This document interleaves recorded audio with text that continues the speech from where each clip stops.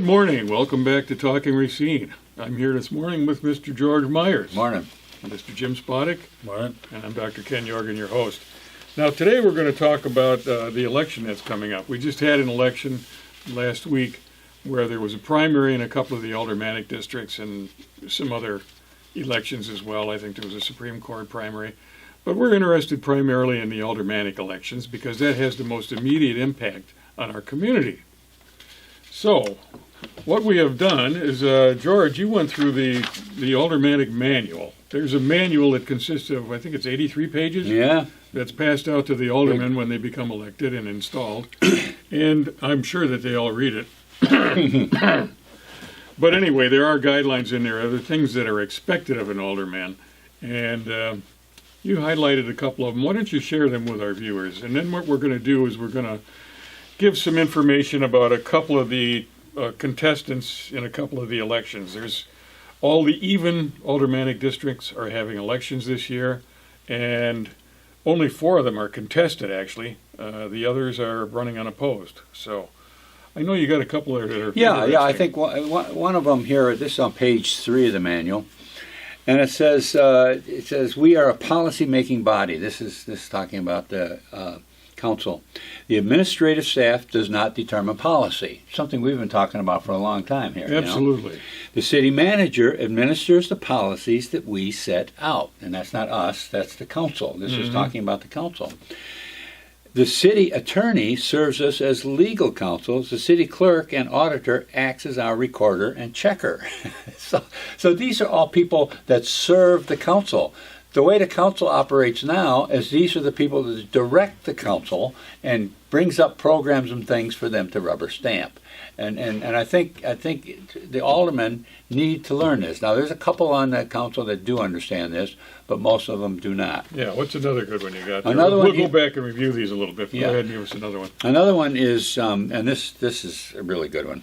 We have a higher duty, and it's talking about carrying out the express wishes of the majority of the people. That's what the council is supposed to be doing. And then it goes on to say we have a higher duty.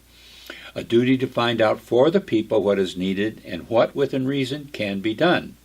And then give them the facts so that every voting citizen is so well informed on the subject that the majority will support what is right and is best. The essence of democracy is that the people decide. The peril is that they decide in ignorance. That's a beautiful statement. Right? So what we've got there is the aldermen are set up to be the legislative body. They're the people that bring forth ideas, which ostensibly anyway, they should be gathering from the community, from their constituents, and bring those ideas forward, discuss them at the council, and then they vote on them. They decide what is going to best represent the interests of the people. But they also have to let them know the facts. Right. Because otherwise, the essence of democracy is that the people decide. Yes. The peril is that they decide in ignorance. And here's an example of what I'm talking about. This comes from just our recent program here when we were talking about this convention center down there. It's got a great big line here that says, no property tax burden of any kind on the city or county taxpayers. Now, that's a flat-out lie. That's not a fact, you know. And it'd be nice if the alderman, number one, understood it, and then number 2, let the people know how these kids work. And that's their responsibility. And then if the people want to go ahead and push it anyway, fine. But when they're operating under this is the peril is to decide in ignorance. When they're operating under ignorance that no property tax burden of any kind on city or county taxpayers, they're going to come up with the wrong decision. Right. Exactly. And we've seen too often in the past where the aldermen basically take up an issue that has been brought forward by the administration, by the mayor, by somebody on the staff, by the city attorney even. They come with these ideas, and then the aldermen basically sell the ideas to the constituents. Rather than inform them, they sell them on a particular agenda. I don't even know if they do much selling. You know, they do much selling. I think they're just dropped on them, and it's like, you vote on this, and this is how it's going to be. Mm-hmm. And then here's another thing that aids this operating in ignorance is when they bring up this great big project like the convention center and say we have to rush it through right now at this meeting. Yeah, exactly. No time to no month or so No for explanation people to the community. explain to the Nothing. This is community. what we're doing. Yeah. Yeah. So Well, it's- and remember how it said that Mason has been working on this for 3 years, and then all of a sudden, boom! yeah, We and gotta it has get to be done right now. now so that Yeah. we start in such spring comes around. They could have let us know a long time ago they were developing it, so we could investigate it. But they knew they didn't want. They wanted people to operate in ignorance. That's the staff, and that's the mayor, Yep. and that's the salesman that's coming and pushing it around. The aldermen just find out about it all of a sudden, and instead of saying, "Hey, wait a second, I want my constituents to know more about this. I want to find out what the facts are with this," then they pass something that's totally non-factual that doesn't affect taxpayers, and push it on through. So that's what we face, and it's in the manual. That's the thing. It's in the manual that you're supposed to have good information and pass it on, and that's just what I read you. The essence of democracy is that the people decide. The peril is that they decide in ignorance, and that's So- a big peril. Our choice as citizens is we want to make sure that we have people who are capable of understanding that and operating on that basis when they're aldermen. So, with that thought in mind, why don't we look Now at a let's couple look of at these some of the races. aldermen. Yeah, The first one that's really contested, the second is uncontested, the first and the third, there's no election there this year. So the fourth is really the first one where there's a contest. Mhm. And they just went through a primary, and it's Dennis Monti versus Edwin Santiago. Now, Dennis Monti and Edwin Santiago have both run in the past for that seat. Okay. Dennis Monti is, he's a retired master electrician. He's been a contractor, and he's worked in the community. I mean, Dennis Monti is the guy that really led the charge on that Stop the Arena project. Yep. He was the strongest voice there. I think he was the first guy that I heard come out against it. I think his family's lived in that house for 60 years in that district. So, I mean, he's a long-term Well, resident. he's a real good example of getting informed on it. Right. So that every voting citizen is so well informed on the subject that the majority will support what is right and best. I mean, Dennis was getting signs out there. He was getting petitions out there, putting information out there about how the taxpayers were building a $50 million arena. Right, exactly. You know? On a taxpayer's dollar, right? And exactly. before he was doing, he was riding through. He was riding through on a cloud, you know. Right. And Well, Corn- he also filed a complaint with the district attorney, and he followed up several times with the police department, the sheriff's department, and the district attorney again. He filed a complaint about the fraud that took place on the Machinery Row project, which has cost millions and millions of dollars, and now we've got a vacant lot down there. And a lot of materials left the community that Yeah. were recyclable down there, and I don't think we got anywhere near the Exactly. value that we should have gotten out of There's a those lot materials. of there's a But lot anyway, of Dennis Monti was Yeah. the guy that wrote a complaint on that. You know, the opposite of someone who gets the facts, gets his constituents the facts, so every voting citizen is so well informed, is someone who just kind of looks over at the mayor's seat and makes sure that the mayor is happy with what he's saying, Yeah. and then goes ahead and says that. You know, that's the opposite. And instead of independent thinking, you know, and getting information out to his constituents, let's just do what the mayor wants. Because after all, they're smart people, you know, the mayor and the Oh, yeah. staff and all, and they've done all this research, and I'm sure they're telling us the right thing. Ha. Well, and then, of course, That's running the assumption, you know. running Yeah. in opposition to Dennis is Edwin Santiago, a young man, 34 years of age, been living in the community for 15 years. And, some of the things that he's concerned about, that issues that need to be addressed, is the residential dwelling code must be enforced pertaining to owner-occupant and owner-landlord alike, as well as public infrastructure must be improved. So he's worried about housing. He wants to create more after-school youth mentoring programs and advocate for new small to medium businesses in District 4. Well, that's one thing that I see that's pretty consistent with all of the people who are running. I've noticed that a lot of them want to remove some of the restrictions, and I know that's something that's near and dear to your heart. Mhm. Get taxes down, get a lot of these restrictions and mandates that the city imposes on businesses that want to open up, and loosen things up a little bit so people can enter into a business opportunity without jumping through a lot of flaming hoops. No, that's right. and bankrupting themselves. For us to have all these empty shops, and empty buildings, and losing 20,000 people, I don't think Racine all of a sudden went stupid and nobody could make a living anymore. Right. There was something going on there that was making it very difficult when these big businesses went out. When Case and Western Publishing and some of these really big employers ran into too much competition or technology changed, whatever it was, and that nobody could come in and fill up the spaces. And I'm convinced what I've seen of the city going on with some of the way they look over these new projects and put in barriers to these new projects, that we've got a lot of barriers right there at City Hall. Well, which of these two candidates do you think is going to be more independent-minded? Who's going to be more considerate of? By considerate, Okay, who will more strongly consider the? I've been issues? quiet. I've been quiet. Yeah, you've been very patient with us, Jim. Okay, you know what I read here? I read you have a candidate set up by the mayor. When I read the two of them, I read Dennis Monte's and I read Santiago's. And what I see here is a press release written by either the Democratic Party or the mayor's office on Santiago. Now you're looking at Santiago's sheet here? And, okay. I read Dennis's and I read Santiago's. And I can tell you now that this is either a Democratic operative trying to move in. This is not an independent thinker that's going to be following the handbook, that's for sure. It's going to be another, I guess I look at the whole mayoral office now as a fiefdom, and these are just subjects. We are the subjects that pay the taxes and work the basic land, and then now we are to generate revenue, because we can no longer do it out of taxes. We have to do it out of rental fees and all the new TID districts and different things.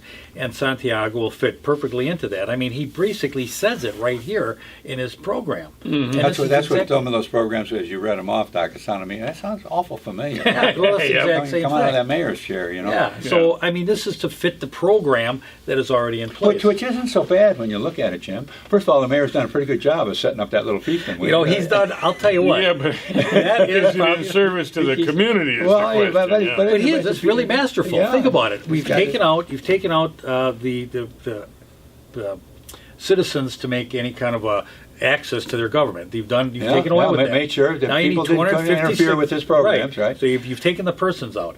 Now you've been able to control the alderpersons. I mean, he sits at the committee meetings. He oversees it. He set up a staff in his office now that has 5 or 6, whatever it is, persons there who now dictate what happens. And of course, you have to have subjects.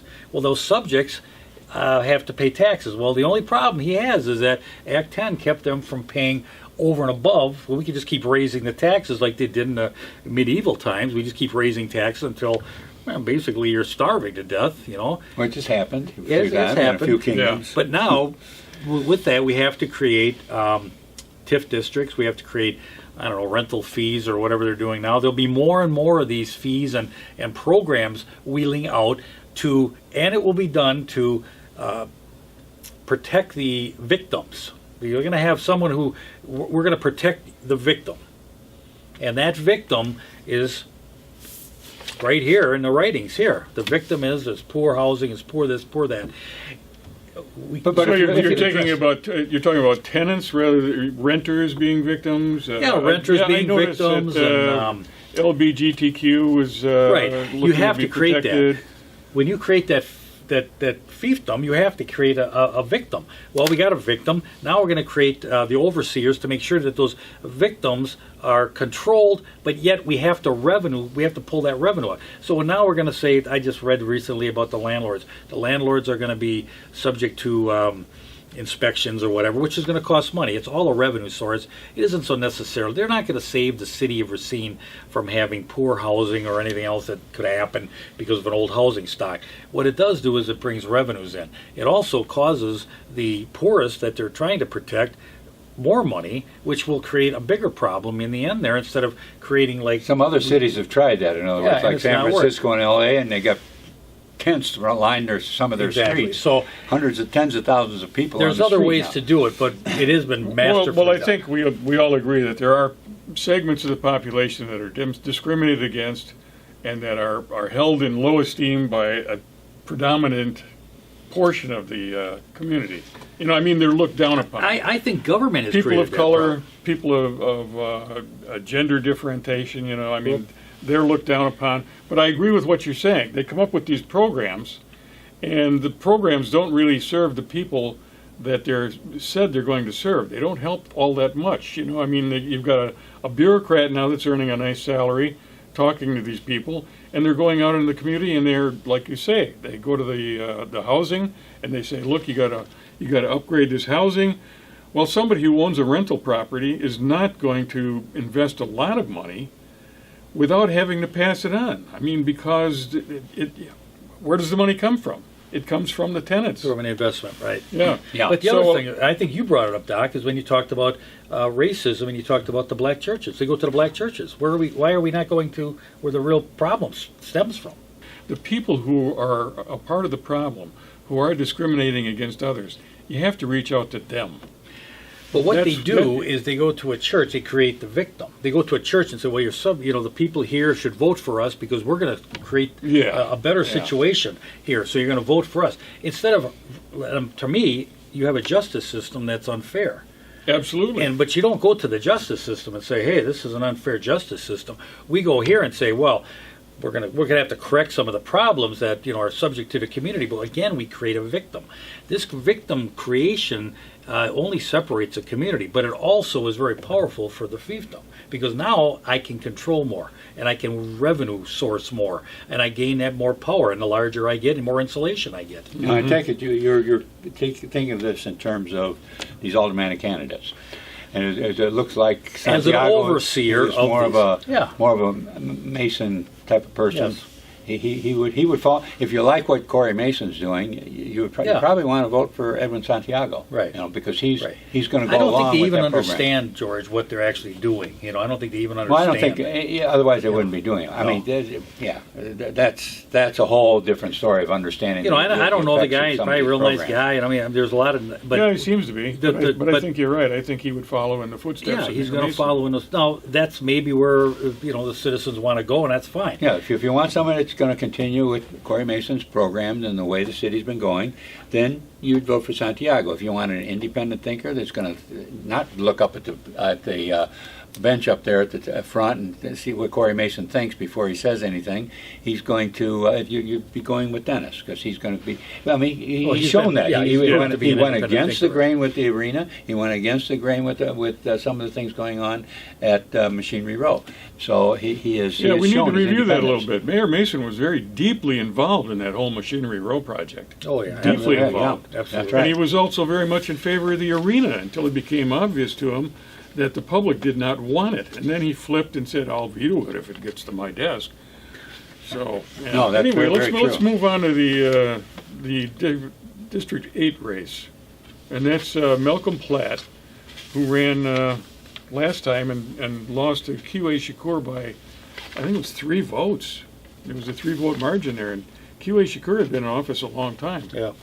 Malcolm Platt almost knocked him off. Now, Malcolm Platt also is a very independent thinker. He is almost to the point of turning a lot of people off. Yeah, he probably does that. Yeah. But he's very smart, but he's very independent. His opposition was Is Marcus West. Marcus Yeah. West, who is a follower of Q.A. Shakur. Now, Q.A. Shakur was anything but independent. I mean, he was always checking out with the city attorney, glancing up there. What did you think about that type of look that he gave to them after he spoke? And here's another interesting thing, is that Marcus West did not circulate any of his own nomination papers. Q.A. Shakur went out and got all of them.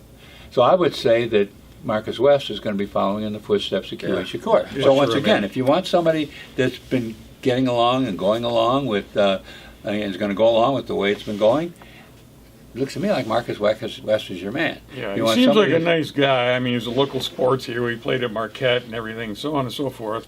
And decent guy, but I think you're exactly right. Did he really he's want being it? ushered into that position Yeah. by Q.A. Shakur. hey, Marcus, you'd probably make a good alderman. Mm-hmm. And just do what you're okay, yeah, okay. I mean, if he doesn't have the incentive to go out and gather his own signatures, It doesn't sound independent to me. It does raise a question. Yeah, it sounds to me like somebody who's just coming in and kind of holding his hand to a mama, and as he goes through the modeling crowd. So but whereas where we know we've seen how Malcolm Platt acts, and he is. But I watched him in a couple council meetings. Oh yeah, he's definitely independent. There's no doubt about that. He almost lost it in one meeting. He was getting so mad back in there in the crowd, He was ready to get up there and jump right on QA Shakur. But I think we probably got time for one more. Yeah. Let's jump right up to the 10th is also contested. That's Alderman Kerry Glenn running against Sam Pete, I think his name is. Sam, is it? Samuel Pete. Yep. Samuel Pete. We don't know that much about him. We know a lot about Kerry. We're very, very happy with her. But we'll try and find out some more about Mr. Pete. But we're going to go to number 12, where Henry Perez is currently the alderman. And there's a young woman by the name of Stacy Shepard, who is now running against him. But she has no connections at all with City Hall, right? Well, you hear this one, folks. You want to explain it? Well, I mean, if you read through her responses here, working towards building a healthy, sustainable city. I mean, that's like right out of Corey's playbook.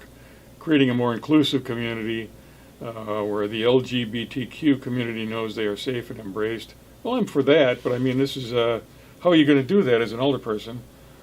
How do you plan on addressing issues? Work collectively with my colleagues. Well. But who is the main promoter? Who's really helping her out the most in her campaign? Paul. Yeah, that was the communication director of the City of Racine. Oh, Yeah, no, yeah, not really. Not a staff member. A staff member of Corey Mason. Yeah, I mean, it is so insider my stuff goodness. again. Well, again, That makes it pretty apparent where she's going to come down. Yeah, if you again, I think you have No four very independence nice here. choices if you like Corey Mason. Yeah. The voters in those districts all have somebody that can go along with that program. If you want somebody that thinks independently, and Henry Again, Perez, we go we've back seen to the him. fiefdom. You have to have that control. You can't control. You can't take the revenue. You can't make the situation, coherent to taking the revenue without that coherent fiefdom working. Well, No, hand in that's hand. right. What I'm concerned with as a citizen, and what I think most citizens are concerned with, I want the streets to be in good repair. I want the garbage picked up. I want the lawbreakers arrested. I want the law-abiding citizens left the hell alone. And I would like to see some of the restrictions that are placed on small businesses and the financial hoops that they have to jump through to be removed. And Just a little warning from the manual here, Doc. I've got to read this from the manual. all right, Idealism exists in inverse proportion. That means the more idealism, the less you get the other thing. To understanding and expertise. Corollary. The ability to adopt simplistic solutions is inverse proportion to the knowledge about the issue. In other words, the less you know, the more complicated the issues get. Now, you're giving very simple things there, Doc. It sounds like to me like you know too much. well, But there definitely is a. You've taken out the city director of development. If you look at how Corey's done this, he's done a masterful job at it. Really, you got to give the guy credit. Yeah. Comes in, wipes out the connection to the city citizens. He controls the aldermen. He now installs aldermen from his campaign office, which is City Hall. Mm-hmm. I mean, and now he comes in and says, hey, I'm going to set up all these different programs to basically take revenue out of the community. I mean, he's done a pretty darn good job. I give him credit, man. Yeah. He really and has. not only one of his staff members is going to be directly working as a campaign manager for one of the Aldermanic candidates. Yeah. By the way, you mentioned how Dennis had caused Corey Mason to change his vote on the arena. Yeah. Here's another thing about from the Alderman's Handbook. A last admonition is to attempt to avoid decisions based entirely on whether or not it will affect the outcome of the next election or your consequent re-election. Oh boy, read that again. A last admonition, that's a warning, is to attempt to avoid decision based entirely on whether or not it will affect the outcome of the next election or your consequent reelection. Oh my God! Talk about the mayor violating But see, something. that's in a whole the Alderman different But handbook. that's the alderman's handbook. What's the mayor's handbook say? Do whatever you got to do to get reelected. Say It must whatever. be, Say because- whatever sounds good, and go with that. Good grief! Yeah, no, it's we got some problems up there, but I mean, some people don't see it as problems. I would like to just talk a little bit about the population of Racine, Jim. We looked at that. chart. Yeah, do that. Yeah, we've got a chart of the falling population, and every year since 70 something, wasn't it? 1970. That was every year.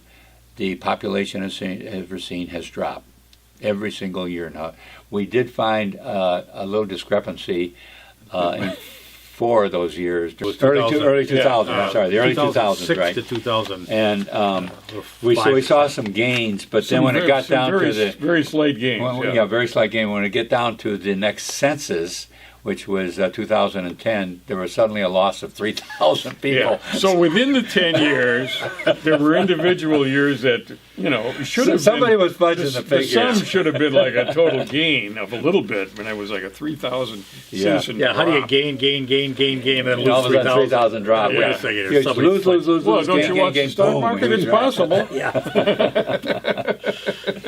So at any rate, I would say the status quo is not the way to go, but other people I know would disagree, and that's their choice. And then, But George, it comes down to money. It always comes down to the money, and any project or whatever's going to happen with government. I mean, they need more money. There's no way for that they to do. drag money in. You have to control it, and they can't do it with taxes. So we have to do it with different programs, and we're going to call it whatever it is, and we're going to create a victim, and we're going to enhance the coffers of City of Racine. You for need their more use. money if you want to go beyond Right. the necessities Well, of I think- life for the community. And what they sell to these aldermen, and especially these younger ones, is that you're going to be part of the change. It's going to be part Oh, of the yeah. greatness that's going to happen here. And basically selling them something that's not really going to work. A game changer. When they this is presented the epic- budget, remember they epic called it project. when they brought the budget in, they called it a built-in deficit. What was it? Structural deficit. Structural deficit. Structural deficit. It was, which means like there's nothing we can do about this deficit. It Well, means think about that it, we've been George. screwing up for so long Yeah. that we take out- can't get out of debt, is kind of what they were saying. You don't have a and city they don't see any developer. way to change anything No. to make it. But look what's happening here. You can't All spend of your that way out. is coming in closing. It's tightening up on that mayor's office. City development now is at the mayor's office. The city administrator no longer is going to be at the mayor's office. I mean, each of these departments, and now we get that staff in the mayor's office is controlling it. I mean, that's a fiefdom. And they're promoting it and pushing it and saying this is This the way is to it. go. Exactly. So. Well, anyway, we're going to come back and we're going to talk about the other elections that are being contested at a later date. But for today, I think we can call it a wrap. We'd like to ask you to please, if you're in a district that is going to be electing a new alderman or re-electing an existing alderman, please get yourself informed. And a big part of that is to make sure that you're registered to vote. You're going to have a link down here where you can go online and you'll find out. It's very, very easy to do. You can find out if in fact you are registered. So we'll talk about some of these other elections at a later date, but right now we're going to sign off. Thank you for being here and hope to see you again next week.